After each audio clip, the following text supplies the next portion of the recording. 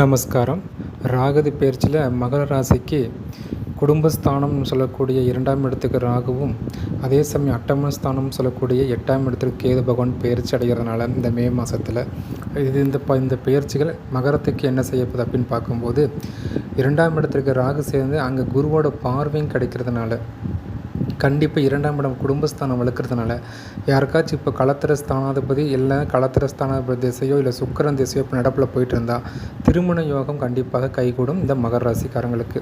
அதுக்கு அடுத்ததாக இவங்க மிகவும் எதிர்பார்க்குறது ஒன்றே ஒன்று தான், பணம். ஏன்னா இந்த 7.5 சனினால் பணத்தால் மிகப்பெரிய அவமானங்களையும் சிக்கலையும் அனுபவிச்சுக்கிற மகர ராசிக்காரங்களுக்கு இந்த பண பிரச்சனைகள் தீர்ந்து கையில் இந்த பேங்க் அக்கௌண்ட்டில் மினிமம் குறைஞ்சது 1,50,000 அக்கௌண்ட் இருக்குது. நமக்கு 0 வரைக்கும் கொண்டு போய் தீட்டிட்டு இருந்தவங்களுக்கு மினிமம் ஒரு 50,000 அக்கௌண்ட்டில் சேர்த்து வைக்கிற அமைப்பாச்சு இந்த காலகட்டத்தில் இந்த ராகு பெயர்ச்சிகள் ஏற்படுத்தி தரும். இதே நல்ல தசை புத்தி இருந்தால் அது லட்சங்களையும் கோடிகளையும் கடந்து கூட போகலாம். அதே சமயம் இதான் வரைக்கும் சொன்ன சொல்லுக்கு ஒரு மதிப்பு இல்லாமல் இருந்துச்சு, இனிமேல் சொன்ன சொல்ல காப்பாற்றுவீங்க. அதன் மூலயமாக மதிப்பு மரியாதைகள் கூடும். வேலை இல்லாதவங்களுக்கு ஒரு புதிய வேலைகள் அமையும். ஏற்கனவே வேலையில் இருக்கிறவங்களுக்கு ப்ரொமோஷன் கிடைக்கிறது. இல்லைன்னா ஒரு இடமாற்றம் ட்ரான்ஸ்ஃபருக்காக நான் ட்ரை பண்ணிருக்கேங்க, இப்போ ட்ரான்ஸ்ஃபர் கிடைக்கும்னா கண்டிப்பாக உறுதியாக அதுக்கான வாய்ப்புகளை இந்த ராகு பயிற்சிகள் உங்களுக்கு ஏற்படுத்தி தரும்.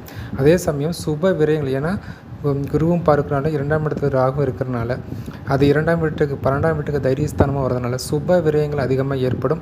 கண்டிப்பாக சுப கடன்களை உருவாக்க வாய்ப்பு இருக்குது. புதிய கடன் வரும், அதன் மூலிமா ஆதாயம் தான் ஏற்படும்.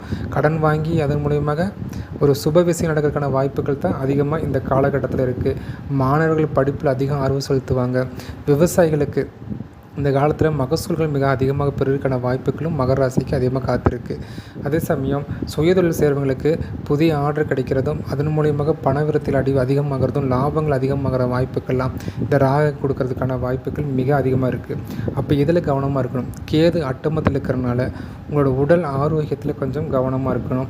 இடம் வீடு வாங்கணும் வாங்குறீங்க அப்படின்னா அது கொஞ்சம் கேர்ஃபுல். ஏன்னா அது வில்லங்க இருக்க வாய்ப்பு இருக்குது. 1க்கு 4 தடவை செக் பண்ணிவிட்டு அதுக்கப்புறம் இடம் வாங்குறதும் வீடு வாங்குறதே பார்த்துக்குங்க. தாய் வழி சொத்து இதில் பிரச்சனை தான், அது இன்னும் பிரச்சனைக்கான வாய்ப்புகள் இருக்குது. ஏன்னா தாய் வழி சொத்துக்கள் இப்போ கோர்ட்டு கேஸ் போயிட்டுருக்குன்னா அது கொஞ்சம் சிக்கலாக இருக்கிற வாய்ப்போ இல்லை தாய் வழி சொத்தில் புதிய பிரச்சனைகள் வரக்கான வாய்ப்புகளும் இந்த காலகட்டத்தில் இருக்குது. இதை தவிர்த்து அனைத்து நற்பலன்களும் மகர ராசி அடைகிறதுக்கு என்னுடைய வாழ்த்துக்கள்.